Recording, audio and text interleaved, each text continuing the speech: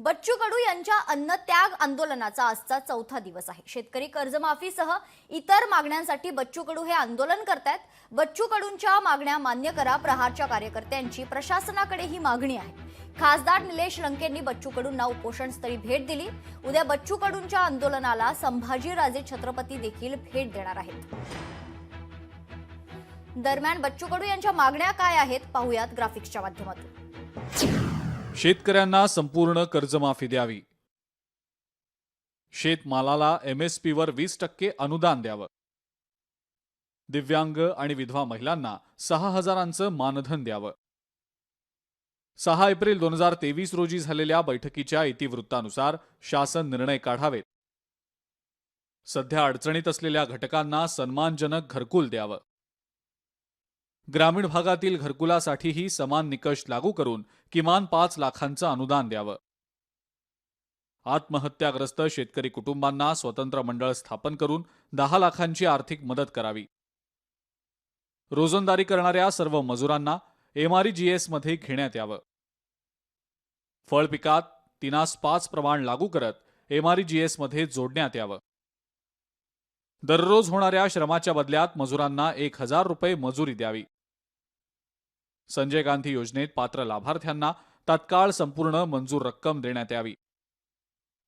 शेतकऱ्यांच्या मुलामुलींना स्वतंत्र शिष्यवृत्ती योजना लागू करून उच्च शिक्षणासाठी शिष्यवृत्ती द्यावी।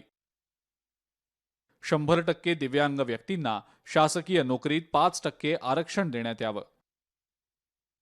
शासकीय नोकर भरतीत इतर मागास प्रवर्ग म्हणजेच OBCचं आरक्षण 27% ठेवावं।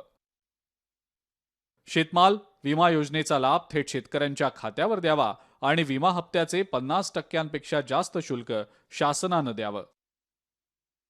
शेतकऱ्यांना खतं, बियाणे विनाशुल्क द्यावं। शेतीसाठी लागणाऱ्या विजेचं बिल माफ करून सतत वीज पुरवठा करण्यात यावा। शासकीय खरेदी केंद्रावर हमी भावानं शेतमालाची खरेदी करावी। धनगर समाजाचं आरक्षण तत्काळ लागू करत धनगर समाजातल्या बेरोजगार तरुणांना नोकरीत 13% आरक्षण द्यावं।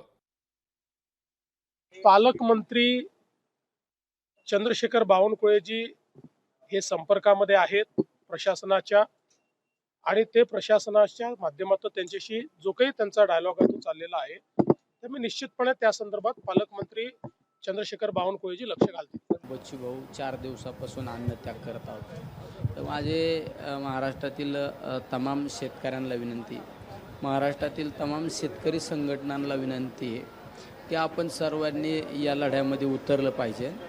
आणि हे सरकार हे जाड कातड्याचं सरकार आहे।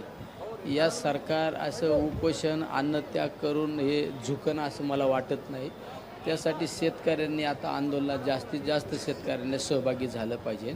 शेवट आपला शेतकरी महत्त्वाचा आहे, शेतकरी बळीराजा माझा महत्त्वाचा आहे। लोकशाही मराठी ऐका, पहा, जागरूक रहा।